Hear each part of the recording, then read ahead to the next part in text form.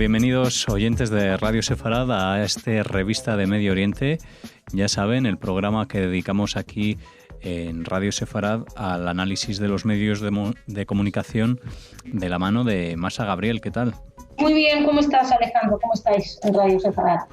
Muy bien, comenzando una semana que se hace más corta aquí en Madrid hoy por las celebraciones del Día del Trabajador y concretamente en Madrid por el día del 2 de mayo, pero no abandonamos la cita que tenemos pendiente aquí contigo en revista para que nos cuentes qué habéis podido encontrar ahí en cámara, qué habéis estado analizando, porque nos querías comenzar hablando de una crónica de EFE. Cuéntanos qué habéis encontrado en ella que os ha llamado la atención.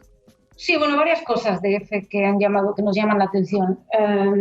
Empiezo por una de la semana pasada, que es llamativamente porque es un error un poco absurdo, y es que hablaban de la decisión del presidente de la República Checa, Miloš Zeman, de hacer una visita oficial a Israel. Decía que estaban de la decisión del presidente de la República Checa de mover la embajada, de trasladar la embajada desde Tel Aviv hasta Jerusalén. Y lo que llamativamente es que la noticia decía que el presidente estaba de visita oficial en Israel y que ahí es donde lo anunció. Y es un error absurdo. No estaba en el Palacio Gubernamental de la República Checa, con lo cual no entiendo muy bien si inventaron un viaje oficial en Israel. Lo dijo desde la República Checa y no había ningún viaje a Israel, ningún viaje oficial, pero esas cosas, ¿qué más da? Y respecto a lo del sábado, eso fue la semana anterior. Y este sábado tenemos una información que también yo creo que es de un sesgo y francamente llamativo. Una nota que se titulaba El quinto grito palestino para defender desde Gaza el derecho al retorno. La única fuente israelí que empleaba, había varias otras fuentes palestinas, pero la única fuente israelí que se empleaba era Ilan Pappé, sin explicar quién era. Ilan Pappé, recordemos, es un historiador israelí, vamos a decir polémico, por ser amables. El caso es que ha sido ampliamente criticado por sus propios colegas debido a su activismo anti-israelí. De hecho, por su compromiso con la militancia, en detrimento con la verdad, incluso gente como Benny Morris, que es de la misma corriente revisionista, han afirmado de él que, y leo textualmente, lamentablemente mucho de lo que Pappé trata de vender a sus lectores es montaje. Y el mismo Pappé dijo de sí mismo en una entrevista en un diario belga, dijo: admito que mi ideología influencia mis escritos históricos. Bueno, pues este activista declarado anti-israelí es la fuente pro-israelí, la fuente israelí que trae. Por otra parte, más allá de eso, hay una frase que es llamativa, que dice que desde finales de 1960, el artículo 11 de la 194 es base del derecho internacional. Bueno, esto es falso. Ningún derecho internacional recurre al mencionado artículo de la ONU. En primer lugar, insistamos, por favor, porque la ONU no genera derecho. La ONU es un organismo político. En algunos casos, las resoluciones pueden pasar a ser derecho internacional, como es el caso de la 242, que en su caso, al ser aplicadas y al ser aceptadas por las partes, sí son base de derecho internacional. Pero la 194 no lo es. En segundo lugar, habría que recordar que la 194 habla del derecho de los refugiados de regresar, pero no habla en 1948, no habla de los descendientes, está hablando de los refugiados de entonces, pone una serie de condiciones, no especifica los refugiados árabes, también habla de los refugiados judíos que fueron expulsados en ese momento. Y insisto, no han creado ningún derecho internacional. Si realmente la 194 fuera derecho internacional, fuera base de derecho internacional, estaríamos hablando del derecho de retorno de hindúes, pakistaníes, hablamos de los 14 millones de 1947, más los millones de descendientes, que podrían volver, estarían reclamando ahora volver a los lugares que abandonaron durante la partición de la India, por ejemplo. O los alemanes durante la Segunda Guerra Mundial, que tuvieron que abandonar sus casas en zonas que ahora, pues como Rumania, Polonia, la República Checa, etcétera, también podrían volver. Es completamente ridículo. La 194 no es base de derecho internacional, por mucho que lo diga la agencia EFE. Igual que no estaba en viaje oficial el presidente checo, por mucho que lo diga la agencia EFE. Esto es lo que teníais que comentarnos en referencia a EFE. Luego también, antes de hablar de ABC, hay otras cosas que no se dicen en los medios que sí queréis destacar y decir vosotros. Sí, porque curiosamente hay un medio que no es nada sospechoso de ser pro-israelí, que es el New York Times. El New York Times, bueno, de hecho Cámara tiene una buena cantidad de artículos desmontando cuestiones del New York Times. A pesar de eso, resulta que a veces el periodismo se centra un poquito en el periodismo y sí informó sobre varios aspectos centrales de esta marcha del retorno que los medios españoles han callado sistemáticamente. Por ejemplo, dice en el artículo del 27 de abril, el New York Times decía que cientos de palestinos, exhortados por un ardiente discurso de un líder de Hamás, se lanzaron contra la barrera de seguridad en el extremo oriental de la ciudad de Gaza e intentaron cruzar a Israel. ¡Oh! Palestinos intentando cruzar a Israel. Qué curioso, eso los medios españoles no lo han mencionado.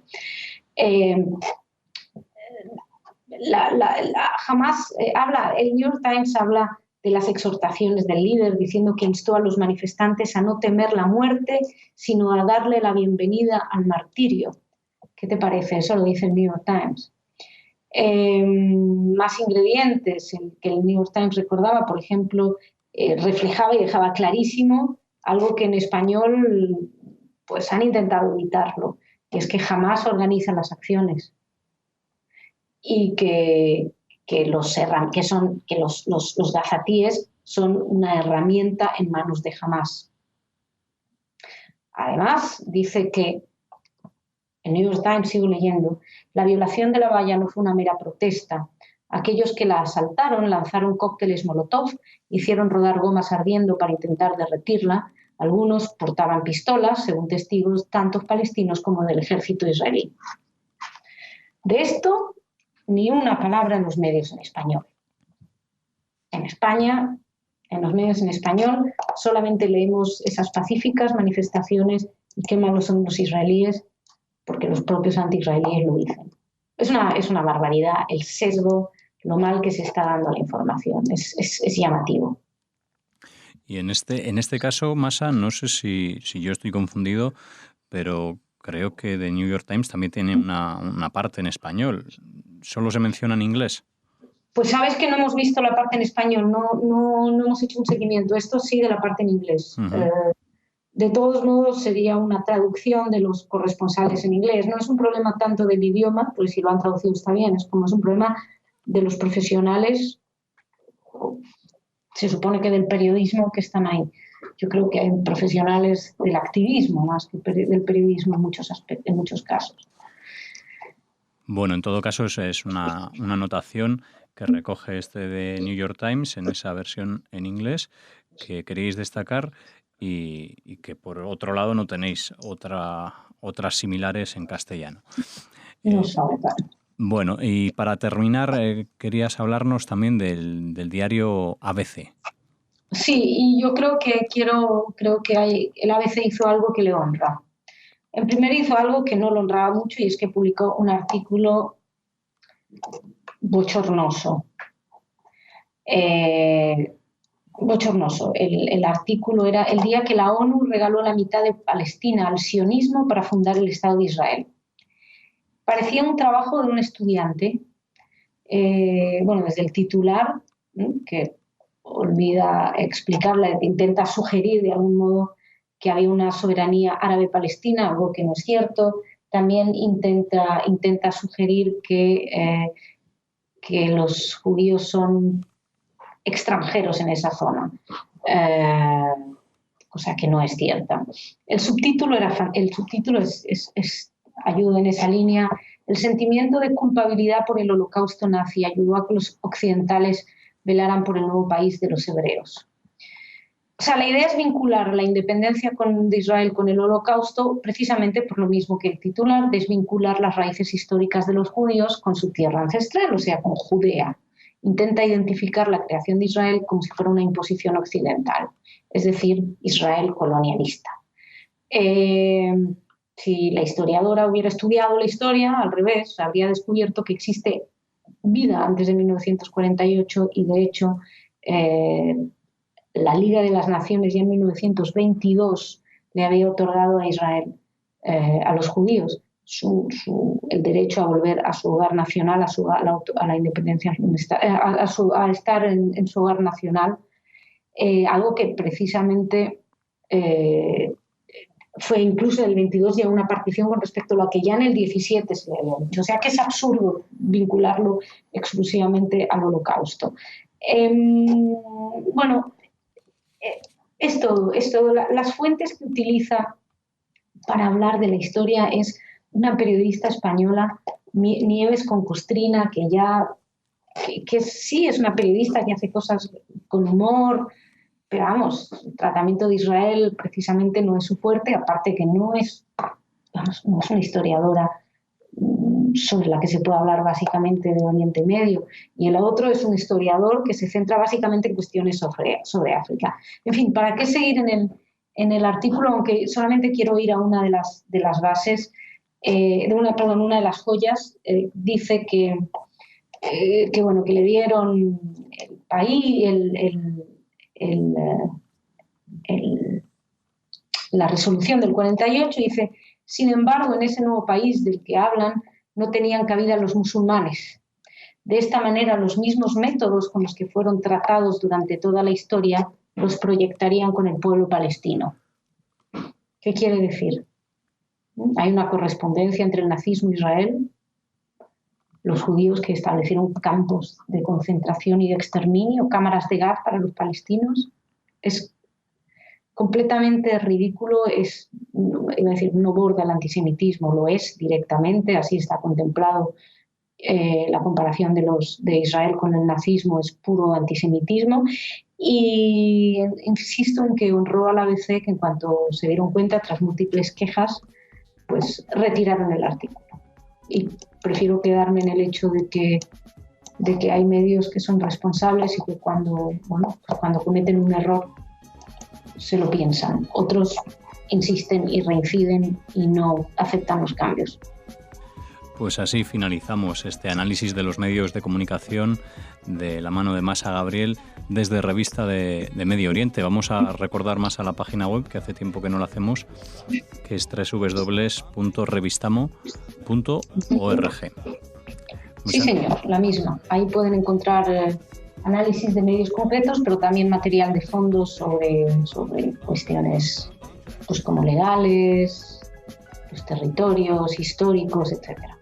Muy bien, pues así nos despedimos hasta la próxima semana. Gracias. Hasta la semana que viene.